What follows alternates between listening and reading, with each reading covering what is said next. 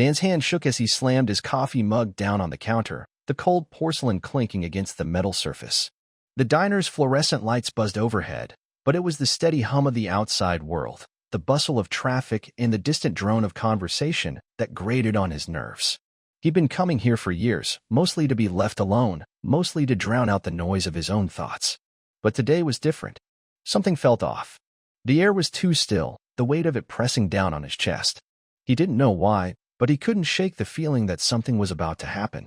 He barely noticed the woman when she walked in, at first.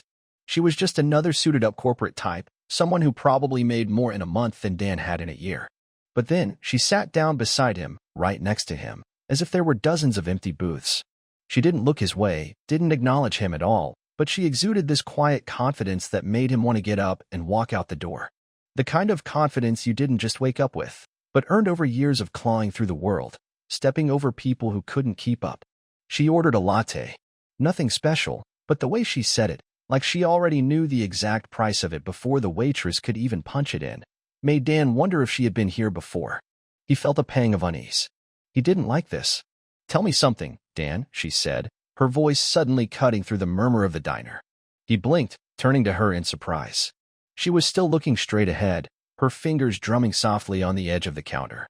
It was like she was speaking to herself, as if he wasn't really there. "How did it feel when you quit?" Dan's heart thudded in his chest. He opened his mouth, then closed it. He had no idea what she was talking about, but it didn't matter. Her question had landed like a punch in the gut. How did it feel? He had spent years trying to forget the day he'd walked away from that place, Area 51, the one job that defined everything about him and everything that had gone wrong. That night, when the order came down, when everything inside of him said to leave, to turn his back on it all, how did it feel? It felt like nothing. It felt like the moment the world cracked open, and he realized he had no idea who he was anymore. "You don't know what you're talking about," he muttered, his voice rough. He didn't want to engage with her, didn't want to go down this road. But there was something about her, something about the way she was looking at him now, finally, really looking at him, that made his stomach churn. "Oh, I know exactly what I'm talking about." Her lips curled up at the corners, but the smile wasn't friendly. "You don't think people notice, do you? You think you're just some anonymous ex-military guy with a broken past, some washed-up has-been who couldn't even finish his career. But I know who you are, Dan." He froze. His breath caught. The air felt thick, heavier than before. The low murmur of voices around them faded as his pulse quickened. "You think you're the only one who can hear the truth, huh?" She leaned in slightly, her eyes narrowing. "You think you're the only one who saw Keanu give orders to the ships that night?" Dan's world tilted. His mouth went dry, his grip on the edge of the counter tightening. He opened his mouth to speak, but nothing came out. The words, the truth, had been buried in his mind for so long that he hadn't even realized they were still alive. And yet here she was, sitting beside him in this dingy little diner, calling out the one thing he swore he'd never speak of again. Keanu. He remembered the way the man had stood there, the faint hum of something unearthly crackling through the walls as the ships began to move, too fast, too silent. It was the kind of thing you couldn't forget, no matter how hard you tried. But she shouldn't know. No one should. "You quit that night, didn't you?" She pressed, her voice soft, almost coaxing. "Keanu told you to stand down. He told you to let them take off. You couldn't do it, could you?" Dan's eyes locked on hers, searching for something, anything that would explain how she knew this. She wasn't just some random woman. She knew, and that was worse than anything he'd faced in years. The day he'd walked away had been a quiet act of defiance, an act that cost him everything. But it didn't matter now. She was too close to the truth, too close to what he'd seen. "You don't know what you're talking about," he repeated, but this time it sounded weaker, even to him. "Funny thing about people like you, Dan," she said, her voice now almost tender. "You think you can escape your past, but the truth always catches up. And when it does, well, let's just say it's too late to run." Dan's stomach churned, and for the first time in a long time, he didn't feel like he was in control. The moment stretched on, thick with silence, and the walls of the diner felt smaller, closing in on him. He had no idea who this woman was or how she knew, but one thing was clear, she wasn't going to let him forget. The silence between them thickened. Dan could feel his hands grow clammy as he wiped them on his jeans, trying to act like everything was fine, like nothing had changed. But it had. That was the thing. It had all changed in an instant, and he couldn't seem to stop it. She hadn't moved. She hadn't even blinked. just staring at him with that damn smile on her face. He tried to look away, but there was something magnetic in her gaze, something unnerving. It felt like she was seeing right through him, peeling back every layer of bullshit he'd wrapped himself in over the years. He shifted in his seat, wishing the floor would just open up and swallow him whole. It had been years since he thought about that night. The day he quit. No, the moment he walked away from everything he had been a part of. He'd buried it deep. There was no going back to that place, to those memories. He had convinced himself that he could keep the world at arm's length, that he could forget what he saw, what he was asked to do. But now, it was all spilling out again, and he couldn't stop it. "You don't get it, do you?" he said, his voice hoarse as he stared down at his coffee, no longer interested in drinking it. He could feel the burn of the caffeine in his veins, but it did nothing to calm the nerves rattling around inside him. "You think this is some kind of game? That you can just waltz in here and pull some old shit from the past and make me talk?" The woman tilted her head, and for a brief second, her smile faltered. Then she leaned back in her seat, folding her arms across her chest. "I'm not playing a game, Dan. But you're right about one thing. You've been running. You've been running from what happened, from what you saw. But you can't outrun this. Not anymore." He opened his mouth, but the words didn't come.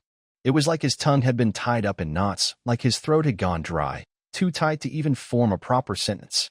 For the first time in years, he felt small.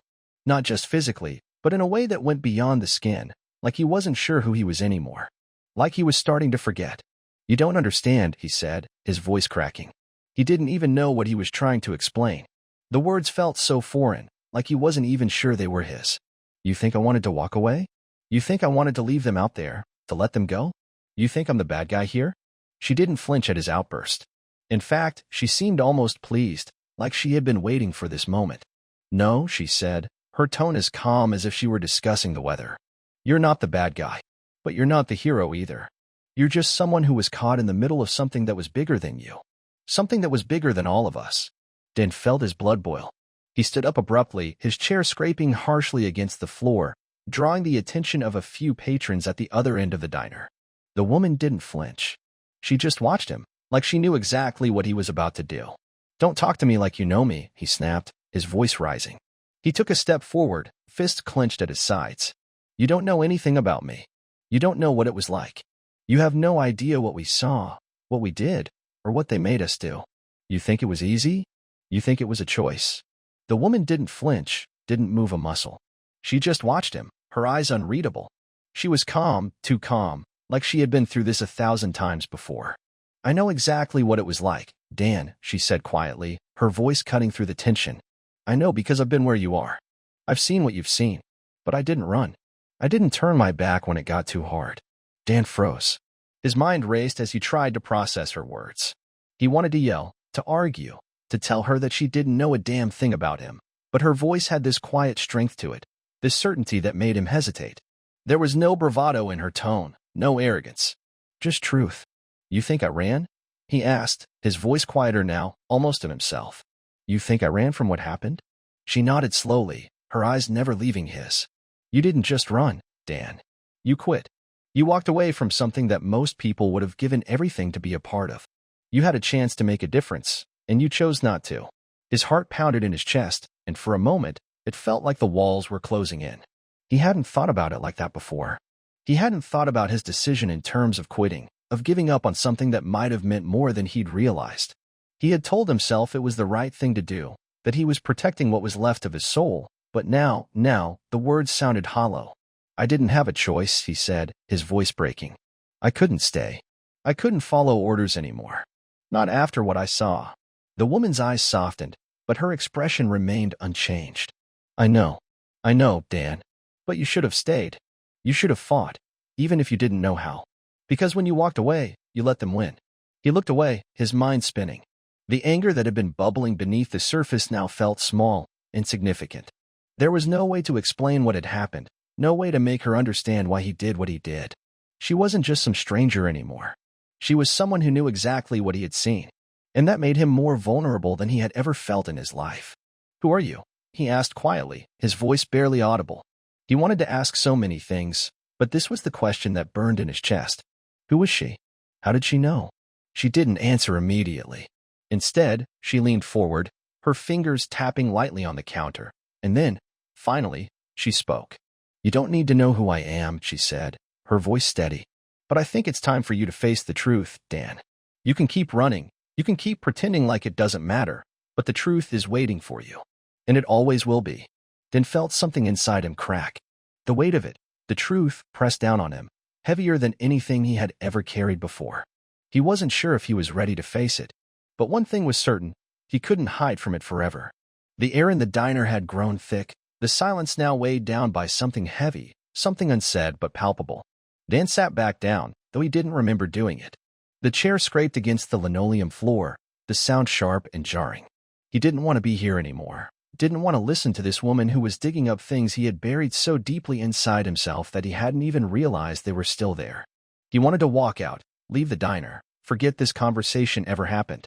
But something held him in place, some strange pull that made him stay, that kept his eyes locked on hers. She didn't speak again, and neither did he. The space between them felt like an abyss, deep and wide, the kind of gap that couldn't be crossed by mere words. Instead, he stared down at the mug in front of him, trying to focus on the coffee he hadn't touched, the swirls in the dark liquid that seemed to mock him. He felt small, trapped in a conversation he never asked for, a conversation he wasn't ready for. It wasn't supposed to happen like this. He wasn't supposed to face it, not here, not now. "You're still thinking about walking away, aren't you?" she finally said, her voice quiet but firm, as if she could hear the thoughts tumbling around inside his head. He didn't answer right away, unsure of what he could say, unsure of whether he even wanted to say anything at all. But her words hung in the air, pressing on him like the walls of a room closing in. The door to the diner jingled open again, and Dan's eyes instinctively flicked to the entrance. Two men in suits walked in, their presence undeniable. They weren't just ordinary customers. Their posture, the way they scanned the room, gave off a sense of authority, of power. They were looking for something or someone. Dan's stomach churned. He didn't know why, but he could feel their gaze settle briefly on him before they turned to the counter. He tried to shake off the unease gnawing at him, but it lingered, gnawed at him like an itch he couldn't scratch. The woman beside him noticed the men too. She didn't flinch, didn't blink. She just observed, her gaze shifting between Dan and the suited men, calculating something in the silence between them. "You think they know?" she asked, her voice lowering, almost a whisper. "They're the ones who know, Dan. Not me. Not you." Dan felt the weight of her words sink in, her gaze like a cold steel band around his chest. He opened his mouth, wanting to protest, to say something, anything, to push back, to fight. But the words never came, not with the men so close. He could feel their eyes on him now, could feel them watching, studying. It didn't make sense. Why were they here? Why now? Was it coincidence? He couldn't shake the feeling that something bigger was unfolding, something he didn't understand. Maybe it had always been like this. Maybe it was always going to happen this way. He'd spent years thinking he could outrun his past, that he could build a new life, but here they were, those damned memories, those unexplainable truths creeping back into his life. "Dan," the woman said again, her tone insistent. "You didn't just walk away. You quit because you couldn't handle it. You thought you were protecting yourself, but all you did was abandon everyone else." The words stung, sharper than he had expected. They dug into the raw part of him he tried so hard to forget, the part that still felt the weight of that decision to leave, to cut ties with everything he'd once known. He thought he'd done the right thing. He thought walking away was the only option. He had convinced himself that he had no choice, that he couldn't live with the secrets any longer. But now, as the woman's words circled around him, he wasn't so sure. But it was the suited men who broke the tension. One of them walked over to the counter, his eyes scanning the room until they locked on Dan. There was no mistaking the recognition in his expression. He wasn't looking at a random diner patron. He was looking at someone he knew. Dan could feel his pulse quicken, could feel the eyes of the woman beside him on him, waiting for him to react. "Dan," the man said, his voice low but unmistakable. The woman next to Dan didn't move, didn't say anything, but there was something about her expression that made Dan's gut twist. She had known. Of course, she had known. "We need to talk." Dan stood up abruptly, knocking his chair over as he did. The room seemed to freeze for a moment, and he could hear the faint murmur of whispers around the room, as if everyone could feel the shift in the atmosphere. The man in the suit didn't move, didn't back away. He just stood there, his presence looming, waiting for Dan to make a decision. The woman finally turned to look at him, her gaze steady, unwavering. There was a strange flicker in her eyes, something like understanding. "You've been running your whole life, Dan," she said softly. "But it's time to face the truth. Dan's fists clenched at his sides. He had spent years running from this, from the men who had haunted him, from the memory of that night, from the decisions he'd made. And now, here it was, standing in front of him. The men, the truth, the choice he had made. It was all coming back, crashing in on him. "You don't have to do this," the suited man said, his voice steady but edged with something else. Something urgent. "We don't want to force you, but you know what this means. You can't hide forever." The words stung, but they also felt like the truth. He couldn't hide. Not anymore. Not from what he had seen, not from what he had known. The ships. The orders. Keanu. The things he had seen that night, things he wasn't even sure were real anymore, had changed him. And now, they were pulling him back in. There was no escaping it. "Dan," the woman said again, her voice gentle now, almost soothing. "You made a choice when you left, but you can still make a different one now." Dan's mind raced. He had always believed that leaving was the only choice he could make. He had believed that cutting ties with everything he knew was the only way to keep his sanity intact. But standing there, facing these men, facing her, he wasn't so sure anymore. Maybe there was another way. Maybe, just maybe, he could make it right. He took a deep breath, his chest tightening, and for the first time in years, he wasn't sure which way to go. Dan didn't know what had come over him. He hadn't planned for this. None of this had been part of the plan when he walked out that night, when he made the decision to leave everything behind and try to forget. His mind kept flicking back to those moments at the base, the orders given, the ships in the sky. Keanu's voice in his ear. He had thought, back then, that he could escape all of it. But now, standing there in the diner, with those men watching him and the woman beside him, it felt like his past was closing in on him. The walls had started to close in, and he didn't know if he could breathe anymore. The suited man waited for him to speak, his presence steady, unyielding. The silence stretched on, thick and oppressive, and Dan could feel the weight of every second pressing down on him. His fingers twitched at his sides, as if they were itching to do something, anything, but he kept them clenched. There was nowhere to run. No more hiding. He couldn't leave again, not like he had before. This time, there was no escape. "Are you going to make me say it?" Dan finally asked, his voice barely above a whisper. He was surprised by the way his words sounded, how they cracked. For a moment, he thought he might be choking on his own breath. He hadn't realized how much he had bottled up, how much he had tried to suppress all these years. But now, it was spilling out, and there was no putting it back in. The man in the suit stepped forward, his expression hardening. He was taller than Dan, broader, more imposing, and his eyes gleamed with a kind of cold certainty that Dan couldn't shake. It was the same certainty that Keanu had carried in his voice that night. "You know what we're here for," the man said, his voice low. "We can do this the easy way or the hard way. But either way, it's happening." Dan didn't know what he was expecting, but this wasn't it. He had imagined this moment, had pictured it 1,000 times over in his head, but never like this. He had always imagined them angry, threatening, pushing him to talk. But this was different. The man wasn't threatening. He wasn't even trying to coerce him. He was just waiting. Like he knew Dan would eventually give in. Like he knew this was the only way it could end. For the first time, Dan felt the weight of that knowledge settle in his chest. It wasn't just about what had happened at the base. It wasn't just about the ships or the orders. It was about everything that had come after. It was about the years he had spent trying to forget, trying to bury everything he had seen. It was about the realization that, no matter how hard he tried, he couldn't outrun the truth. The woman beside him didn't say anything. She didn't move. She just watched him, her gaze soft but knowing. There was no judgment in her eyes, no anger, just understanding. It was like she had known all along that this moment would come, that Dan would have to face it. But there was no relief, no easy answers. There was just this unbearable weight, this moment where everything was about to change. "You think I'm scared of you?" Dan finally said, his voice rough. He wasn't sure who he was asking. He wasn't even sure if he cared anymore. It didn't matter. Nothing mattered anymore. He had tried to keep everything in its place, tried to keep his life neat and tidy, but it was all falling apart now. The man didn't answer him. Instead, he just waited, silent, as if Dan's words meant nothing. Dan stood there for a moment, looking at the man, looking at the woman, looking at the strangers around him who had all started to pay attention to the conversation. He could feel their eyes on him now, feel the weight of their stares. And in that moment, it felt like all of the eyes in the world were on him. He was exposed, naked in front of everyone, and there was nothing left to hide behind. "I'm not afraid of you," Dan repeated, louder this time, as if trying to convince himself. "I'm not afraid of what you think I am." The man finally spoke, his voice almost gentle, almost pitying. "You're not afraid of us, Dan. You're afraid of what you've become. You're afraid of what you've been running from for all these years. And you're afraid of facing the truth. That's what this is about. Not us. Not the ships. Not Keanu. You. You're the one who has to come to terms with what happened." The words hit harder than anything Dan had ever experienced. It was like a punch to the gut, knocking the wind out of him. He stumbled backward, gripping the edge of the table for support. His chest tightened, and he felt something in his throat, something heavy, something that was trying to break free. He had spent so long pretending, so long convincing himself that he was in control. But he wasn't. He was nothing. He was just a man who had tried to outrun his own demons, and now they were catching up to him.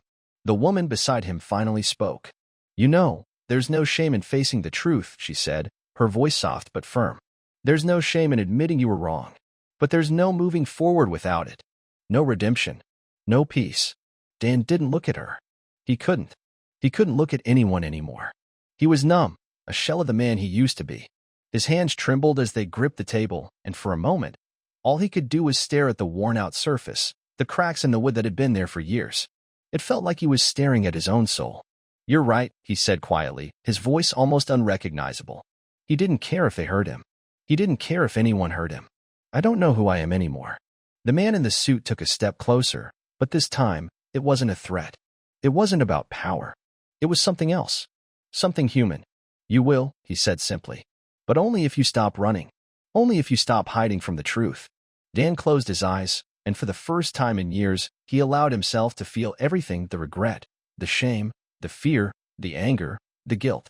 All of it came rushing back, all of it spilling out, and he let it wash over him. For the first time, he didn't try to stop it. He didn't try to control it. He was done running. He was done pretending. And maybe, just maybe, he could start to rebuild what he had broken. The air in the diner felt different now. It wasn't just the weight of their conversation, it was the shift in the room, the feeling of everyone in it watching. Dan could almost feel the eyes of the people around him, their stares pressing in on him from every direction. The suited man was still standing, waiting, but Dan didn't look at him. He couldn't. He was staring at the woman beside him now, the one who had brought him here, the one who had known all along what was coming. She was the one who had seen through him from the beginning, who had somehow known what it would take to make him face this moment. She hadn't pushed him, hadn't pressured him. She had just been there, quiet, watching, waiting. But now, as the silence stretched on, Dan could feel something else, the pull of inevitability. This wasn't just about them, about the men in suits or the decisions he had made all those years ago. This was about him, about the choices he still had to make.